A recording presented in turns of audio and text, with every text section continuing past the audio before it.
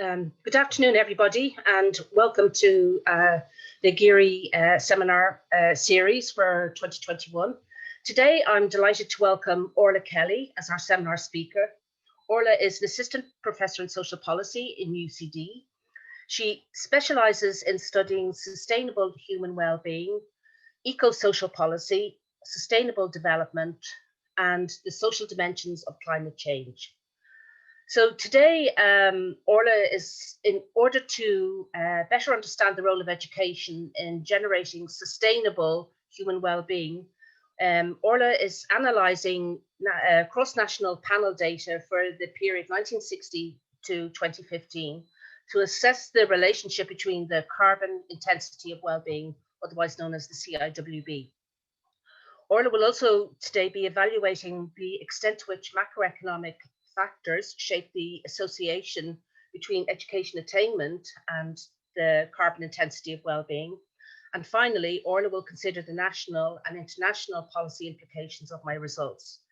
And again, now before Orla starts, can I remind our audience that questions, comments, points of clarification will be taken through the Q&A format at the end of the seminar. Thank you. Orla, over to you. Great, wonderful. Hi, everybody. I hope everybody's doing well and managed to get a bit of a break over the Easter. It's great to be here. I'm new to UCD relatively, so I came in September after being in the States for 10 years. So I welcome these forums to present my work, and hopefully we'll have time for me to engage with other colleagues about my findings, particularly because I know there's many people at UCD asking similar questions and doing lots of similar kinds of investigations. So today so for that reason, I'm thankful for the Geary seminar series for inviting me to be here, and for Darren and Mark for helping to organize us all. So as Darren mentioned, I am going to be talking about mass education, examining the links between educational attainment, economic development, and the carbon intensity of well-being. And what that long working title is basically looking at is, it's actually, this is the first time I've presented this particular paper. It's the newest kind of version of the research that I'm doing on educational attainment and sustainability overall. So I'm looking at kind of macro level, trying to understand better at this kind of macro cross-national level what the relationship between education and sustainability is. So to that end, I will talk today about what I mean about sustainability in this context. I'll talk a bit about measuring sustainability, which the carbon intensity of well-being is basically trying to kind of conceptualize in this kind of one ratio, this socio-ecological measure of sustainability.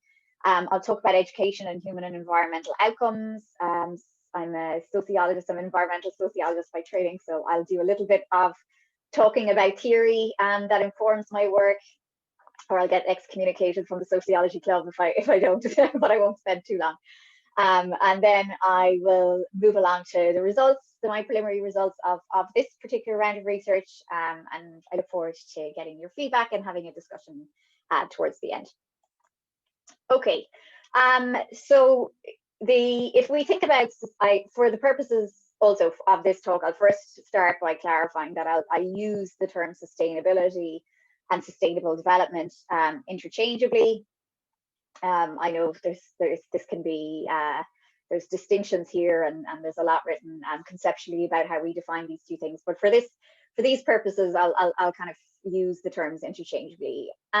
So in the kind of cross-national development kind of world, sustainable development is often conceptualized as development that meets the needs of the present without compromising the ability of future generations to meet their own needs. So as many of you will know, this kind of comes from the Brundtland Report definition, 1987, and was kind of the turning point at which these international kind of agreements at least started to conceptualize sustainability as kind of taking together these social and ecological concerns as being mutually interdependent. And often after this report and after this definition gained traction, you saw this conceptualized in lots of different ways. So often we'll see it conceptualized as this kind of 3 pillars of sustainability here. Let's see if this works now. Yep, as the social, environmental, and economic together, and this sweet spot here in the middle of sustainability being what we're looking for in a society. So over time, and as we've kind of entered into this period of grave ecological concern, the fact that we haven't, despite the fact that this definition is 35 years old, the fact that we've neglected terribly this environmental component of this kind of tripartite framework, if you will, there has been a push in the last decade or so to reconceptualize this framework in the era of the Anthropocene. So the era during which we really see the impact of human beings on our climate. And Griggs and other sustainability scientists talk about how we need to move to this new definition of development that meets the needs of the present while safeguarding Earth's life support system on which the welfare of current and future generations depends.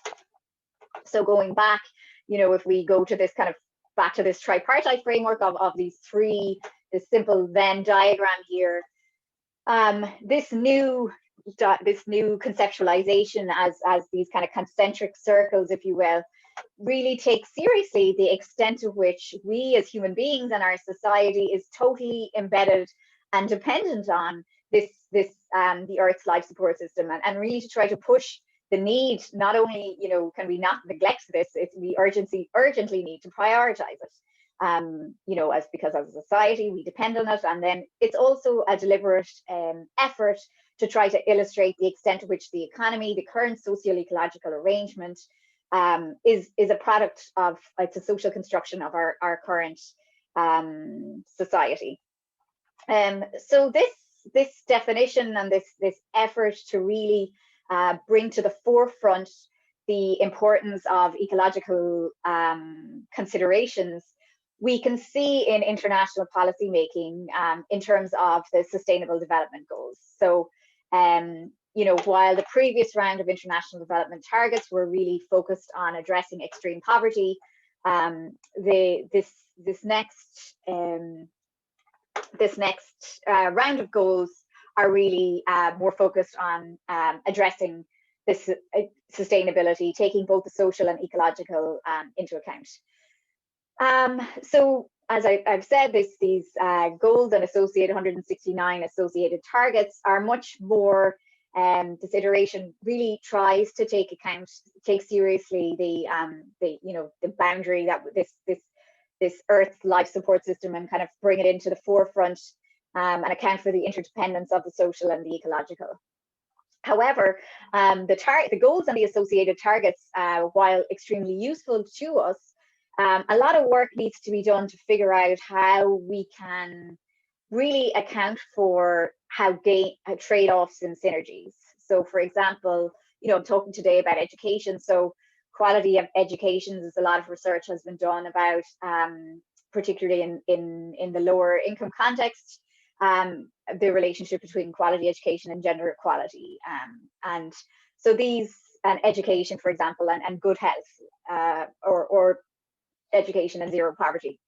So again, the kind of link between social outcomes and the synergies between them are kind of more easy to conceptualize, and more historic work has been done on that, because that's kind of been the problem with our thinking up to now. We've thought of the social as one bucket and the environmental as another bucket, and a lot of the work has kind of been in previous decades has kind of been dedicated to each of those individually. But now, as we try to address this and become more holistic in our thinking about how integrated we are with the Earth, more work needs to be done and continues to be done to really kind of account for the synergies between the social and ecological. So the carbon intensity of well-being really comes out of a legacy of the last 10 years or so from environmental sociologists, in particular in the US.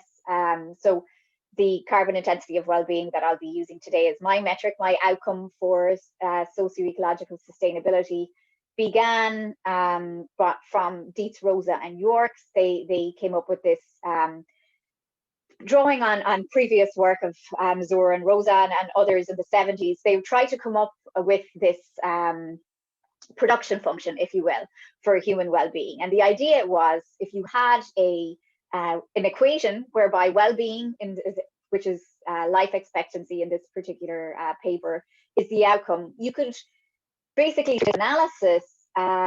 You could look at how financial capital, human capital, and natural capital really, how the extent to which they contribute to human well-being. And the authors also noted that by having this kind of equation that nation states could use, that you could analyze countries or regions or whatever by, you could also compare it to other regions and see, who is producing this well-being most efficiently. And then this kind of school of thought moved on a little bit and thought, okay, rather than, this is still a little bit siloed, because the outcome variable that we have here is still just human well-being. It's still just a social variable. So in an effort to move towards a more holistic social and ecological measurement of human well-being, they moved this natural capital into the outcome and created a ratio whereby you could look at how things like GDP and as I'm doing now, human capital, contribute to this environmental intensity of well-being. And later, Jorgensen and al. Kind of swapped out environmental intensity for carbon intensity, partly because there's some critiques about using environmental intensity because it lumps lots of environmental variables together as an outcome variable, where as carbon intensity of well-being, we tend to have more longer-term data on this. It's more comparable across contexts. It can be, and it's just a kind of more streamlined way of using it. But it's important to note that people have plugged in different things here, be it environmental footprint, carbon emissions. A colleague of mine, Jennifer Gibbons, has put maternal mortality in here for life expectancy. So it's quite a flexible measure of trying to bring together the social and the ecological. And basically what we're kind of looking for here is trying to identify nation states that have both high life expectancy and low CO2 per capita. So that would result in low carbon intensity of well-being. So basically you want to kind of figure out what it is what features of a society contribute to it having low CO2 per capita, but also high life expectancy. The worst case scenario here is this high CO2 per capita and low life expectancy. And a kind of way of thinking about this is the amount of goods, in terms of human goods, that are generated from stressing the environment is obviously very low if you have this high CO2 and still low life expectancy. The general population isn't gaining much in terms of human well-being, despite the fact that they're using all these kind of natural resources. This middle scenario here of high CO2 and high life expectancy is kind of where a lot of high income nations would be, because we do have higher standards of living and longer life expectancy, but at the same time we are operating at levels of ecological stress which are completely non-sustainable. So if we want to kind of map this, others have kind of mapped where countries kind of fall in this. If we look at it here, so this is life expectancy, this axis here, and this is carbon emissions, and these are the countries that are kind of hitting this high life expectancy, low CO2, and there they are, just kind of blown up there, Costa Rica, and so on. And as I mentioned, say, you could take the United States, and as an example of a country with relatively high life expectancy, but not as high as Europe, but really high CO2 per capita. So a problematic actor here.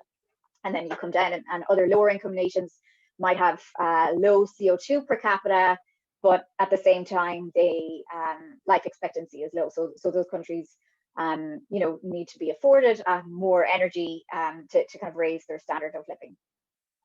Okay, so now that we understand what it is, where these kind of countries fall and what it is, this kind of sweet spot of social ecological sustainability is, the work kind of goes into figuring out what features of a society might contribute to countries being in this golden birds corner, as it's sometimes called, which is like having life expectancy higher than 70, but relatively lower carbon emissions per capita. Some work has been done on this. Again, colleagues and others have looked at how income inequality, urbanization, democratic intervention, governance, and so on have contributed to this outcome. So my work really kind of enters here, and I'm really interested in looking about how education plays into this. So, you know, if we go back to this original kind of formula here, we know that human capital is an important, was originally conceptualized as an important criteria in kind of generating human well-being. And education, so now we kind of enter the world of education for sustainability, and this is a very vibrant mixed field in terms of disciplines and methods and so on. So there's a lot of research that kind of looks at education for, you know, and outcomes in terms of environmental outcomes or human well-being outcomes. We can think about education for and sustainability in terms of the extent to which schools or universities might implement education for sustainability. And then there's a huge field, of course, of brilliant work by psychologists and others who kind of look at the micro level changes in how pedagogical tools and teaching and learning for sustainability and human well-being implement climate change beliefs. So my work is really kind of falling right here in this very firmly, this particular paper anyway, in this macro level kind of tradition. So we know that education is a very important social institution to look at. It has increased, if we look back here at 1960, and this is mean years of schooling across the world. While we have very different starting points, there's been a uniform upward trend in educational attainment globally. And a lot of this you can see this also reflected within national policies. You know, access to education has been part of global development policies since the Universal Declaration of Human Rights, and is included, you know, in the Sustainable Development Goals too, as SDG 4. So what do we know about education and human well-being? Well, we know that education is associated with better incomes, which in turn can impact nutrition and better health outcomes. But over and above the kind of direct household income effects, we know that education is also associated with higher social capital, particularly among women. Women who have higher rates of education tend to be have lower rates of exposed to lower rates of violence, and have fewer children and be better equipped to take care of those children. And then in the high income context too, there is data to show that higher rates of education tend to be associated with better access to and adherence to medical treatment. So kind of taken together all these factors, very often we find this positive association between higher rates of educational attainment and life expectancy, which is how I am conceptualizing human well-being in this particular study. So while that is relatively clear-cut, the relationship between educational attainment and the environment is less so, particularly at this national macro kind of level, not looking at more micro level trends. So for example, we do know that higher rates of educational attainment are associated with higher rates of environmental concern, and we also see that some cross-national studies have shown that higher rates of national education attainment are a predictor of how quickly countries sign on to international treaties, pro-environmental international treaties. But on the other side, we know that more highly educated populations also tend to go along with wholesale societal lifestyle changes such as travel and consumption, meat consumption, and so on, which are pretty ecologically impactful. So not a clear-cut case here. So this kind of led me to thinking about, okay, we need to think more about how, at this macro level, education relates to socio-ecological sustainability, which, as I've explained, the carbon intensity of well-being does a reasonably good job at capturing. So I began by looking at the relationship between education and the carbon intensity of well-being across regions. And I'm not going to talk too long about this paper today because I'm kind of going to focus on my follow-on paper. But basically, I looked between 1960 and 2010, I looked at the relationship, the effect of gains in education on the carbon intensity of well-being.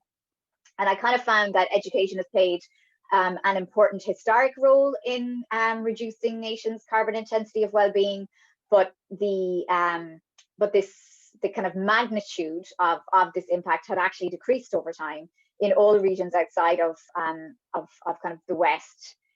So kind of that was the starting point, which led me to this paper, which I am going to talk more about today.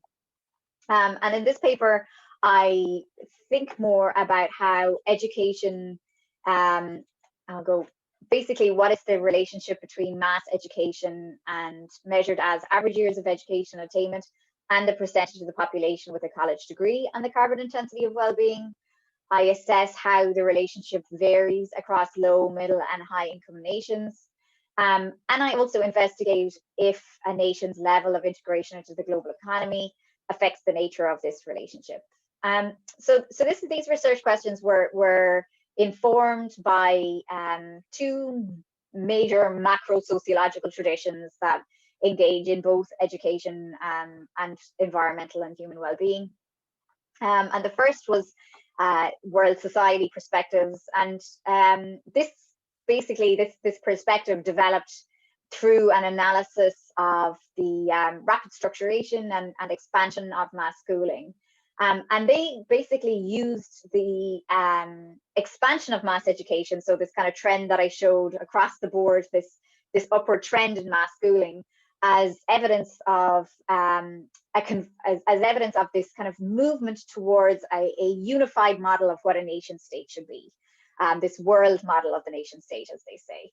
And they noted that this kind of rationalized world cultural order is often spread by international organizations, so the United Nations and others, and that those international organizations tend to be association with those international organizations tends to lead to a proliferation of nonprofits, education and otherwise at the national level, which leads to this kind of spread of this world culture, which is this kind of human rights culture, if you will, which is rooted in perspectives of human development and environmentalism, and so on. And the perspective would argue that the spread of this national model, of which education is kind of a key evidence of, might lead us to think that nation states should become increasingly more sustainable the more educated that they get.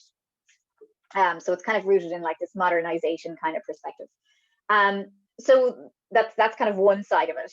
The other perspective that for this particular paper that I engaged would be a more critical political economy perspective, which has been applied to the study of socio-ecological outcomes, such as the carbon intensity of well-being, but also the study of comparative and mass education. And from this more critical perspective, one might not expect that the spread of mass education will and higher rates of education attainment to be associated with a lower carbon intensity of well-being and more sustainable society. Because it would note that particularly in the lower, middle and low income context, the spread of mass schooling in this context is often just to facilitate a global supply chain, as opposed to educating populations for their own well-being or protecting their environment or so on. That mass schooling is really kind of a tool. The kind of more critical perspective would argue for integration into the global supply chain here, which in turn, which we know, and studies of the carbon intensity of well-being and others have shown that lower income nations integration into the global economy can actually have can actually result in worse outcomes for both social and ecological outcomes. So, you know, you are a lower income nation and you get a lot of companies setting up in your country, and you have lax environmental laws, and you don't have minimum wage standards, for example. Sure, integration into the economy might be kind of held up as some kind of form of progress, but this evidence would show that that's not always the case. You might kind of have gains in terms of economy, in terms of GDP, but if we think about sustainability as moving away from kind of looking at so much at economic factors and rather looking at the social and the ecological, then one might expect from this political economy perspective that mass education and the kind of integration into the global economy that this might facilitate may not be so good for sustainability for certain nations. Okay, so for this paper, I used Praise-Winston two-way fixed effects longitudinal modeling techniques of panel data for 73 nations, and I look at a period of 1960 to 2015. I used two measures of education. One is per capita years of schooling, and the other is the percent of the population with a tertiary degree. The World Society perspective would often have, you know, a lot has been written about this kind of how educated professionals can play a role in kind of spreading these ideas of human development and environmentalism. So I wanted to capture that in this analysis by looking at the percentage of the population with a tertiary degree.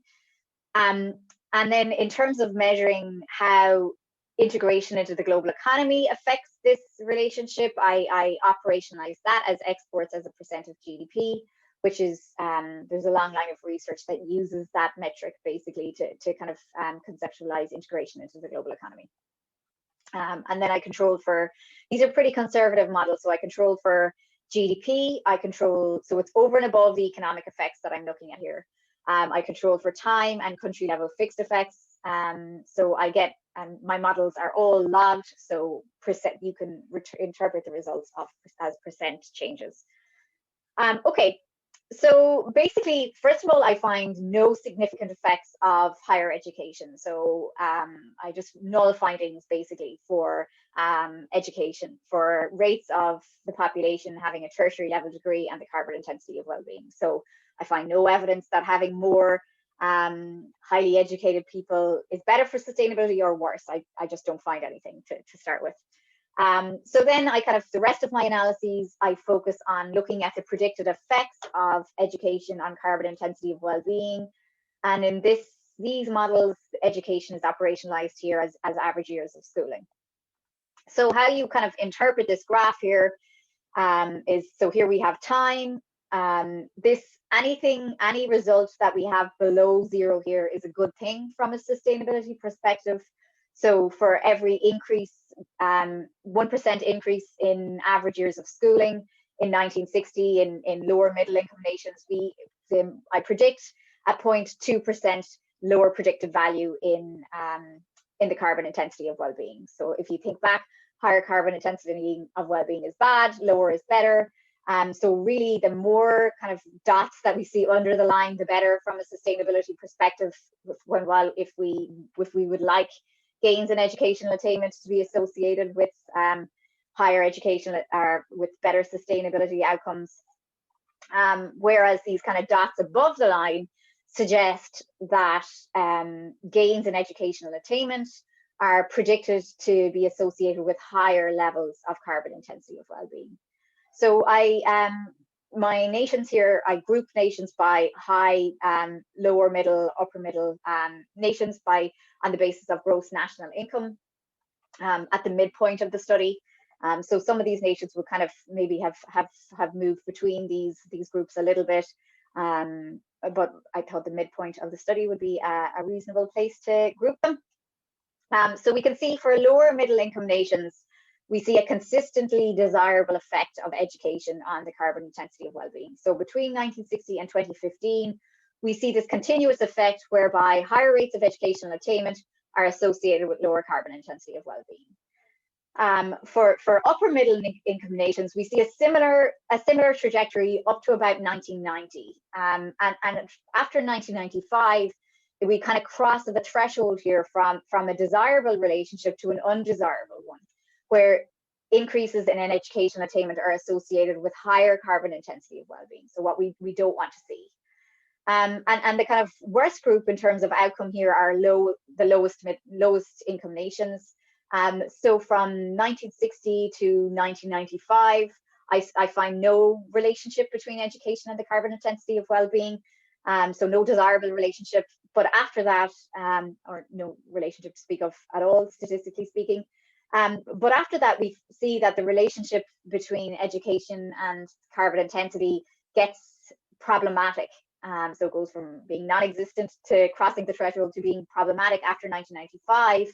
And by the study endpoint, you know, a 1% increase in education is associated with a 0.2% increase in the carbon intensity of well-being. So concerning here from for this group of nations. The inverse trend then we can see for the highest income group of nations. So no observable relationship up to about 1995. And after this point, we see that education has a very large desirable effect on the carbon intensity of well-being. So, you know, here a 1% increase in education associated with a 0.6% lower predicted value in the carbon intensity of well-being. So the desirable effect that we want to see is coming through very strong here in high income nations, but kind of at the opposite in among the lowest income nations. So these are the same effects modeled, except for I changed out the graph here, and instead of modeling the effects over time, I do it over average years of schooling, just to give you a sense of kind of the heterogeneity in the relationship between education and the carbon intensity of well-being across income groups. So here, this is the lowest income group again. So throughout the study period, at the beginning of the study period, we had 1 year of average education attainment, and it ended at about 6.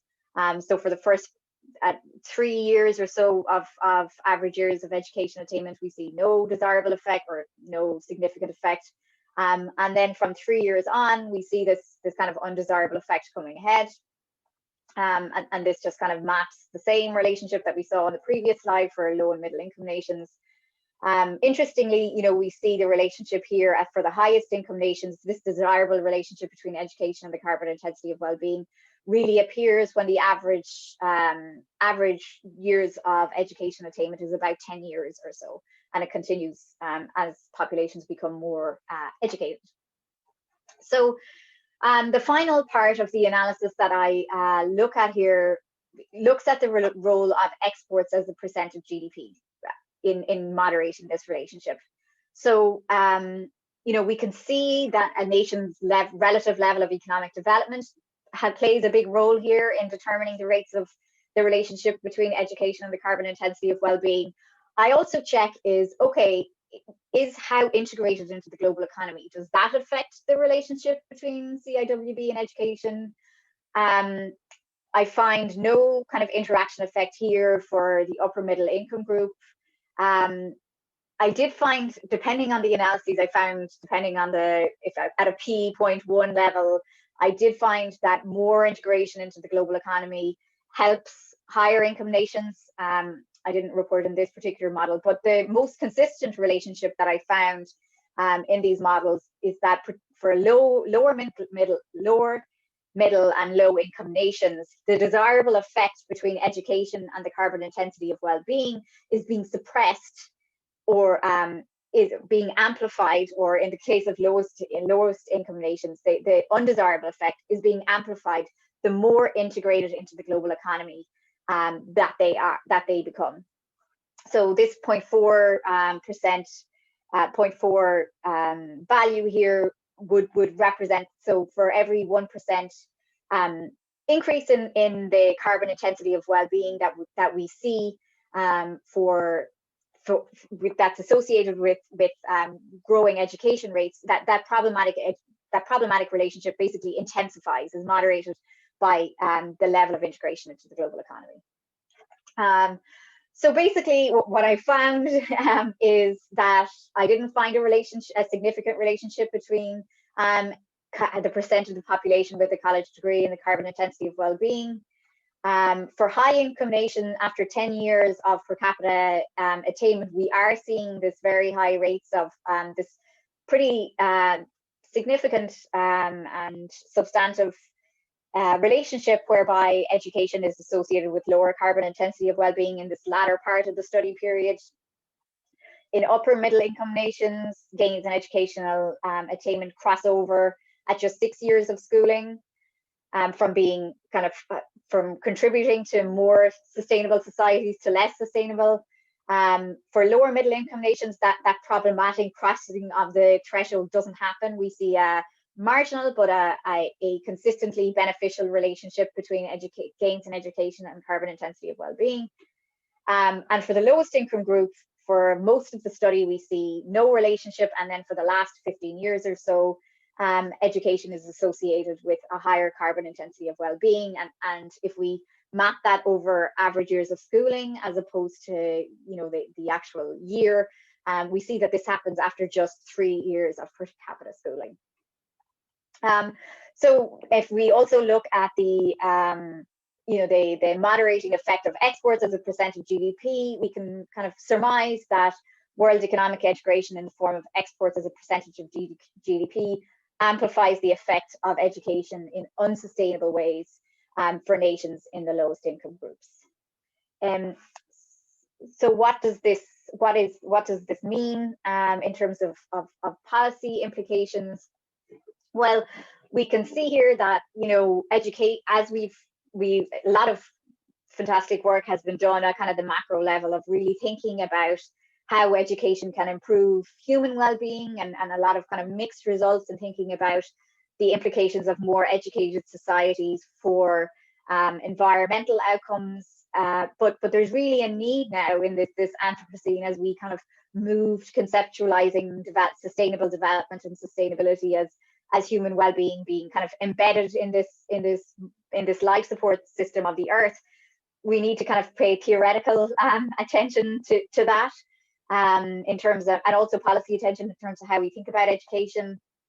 And there's a need, when we see this a lot in the literature in comparative education and the more kind of micro level approach, the need to conceptualize the role of education for sustainability in terms of building human capital versus human resources. So what is the function of education? What are people being taught? And how does having a more educated society, what are the implications of that for socio-ecological sustainability? And then also we need to understand that education is often, we often understand these things kind of in silos. We think about education as the power of education for development, but we see here through these results looking at exports as a percent of GDP, if populations are just educated enough to kind of facilitate their participation in a global supply chain that kind of leads to problematic social and environmental outcomes, then the power of education for sustainability that we see among high income nations, for example, is interdependent with sustainable systems of consumption and production. So we can't think of these goals as being just can't think of them in isolation, basically. So this has these kind of macro level trends can kind of make us think about these national, what the role of education is for institutions at this kind of meso level, and we also need to tie into kind of this micro level. What is education for, and particularly in this era of the Anthropocene, and this has all kinds of implications, and kind of ties into other areas of my work, which is looking at how higher education and other institutions of education, how we can really build this social institution of education to function in the current global environmental crisis that we are in. Okay, I know that was a lot. So thank you everybody for